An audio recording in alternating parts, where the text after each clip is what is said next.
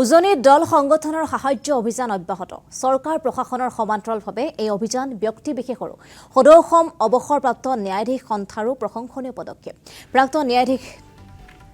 দ্বাৰাক উল্লাৰ নেতৃত্বত শিৱসাগৰত সাহায্য অভিযান জিলাখনৰ বৰগিলা নাওজান লৰাপুটা চেনিমৰা পানবেচা লুৰুকিত বৰ্ণাতলৈ সাহায্য অভিযান চাউল চেনি ডাইলৰ লগতে যাৱতীয় খাদ্য সামগ্ৰী আগবঢ়ালে বানাক্ৰান্তক সাহায্য অভিযানৰ লগতে আন এক পদক্ষেপ বন্যাক্ৰান্তক খাদ্য সামগ্ৰী বিতৰণ কৰি উভতি যোৱাৰ পথত পৰিত্যক্ত খালী বটলসমূহ লৈ গ'ল সন্থাই শিৱসাগৰ সুসন্তান কবি লেখক প্ৰাক্তন জিলা আৰু সত্ৰ ন্যায়াধীশ দ্বাৰাক উল্লাই দেখুৱাইছে ব্যতিক্ৰমী আদৰ্শ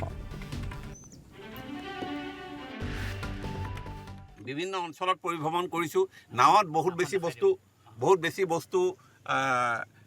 লৈ আহিব নোৱাৰি আমাৰ খাদ্য সামগ্ৰী আমি বা আমাৰ যি বিতৰণ সামগ্ৰী আমি অলপ কমকৈ আনিছোঁ আমি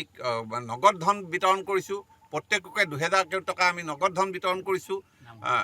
নামঘৰটো গোটেই বোকাৰে লুটুৰি পুত খাই গৈছে এই নামঘৰটো চাফা কৰিবৰ কাৰণে আমি নামঘৰীয়াৰ হাতত আমাৰ ফালৰ পৰা যত কিঞ্চিত হিচাপে টকা 2000 আমি দিছোঁ যাতে ৰাইজে সকলোৱে মিলি সেই নামঘৰটো চাফা কৰোঁতে আমাৰ পইচাটো যাতে অকণমান সহায়ক হয়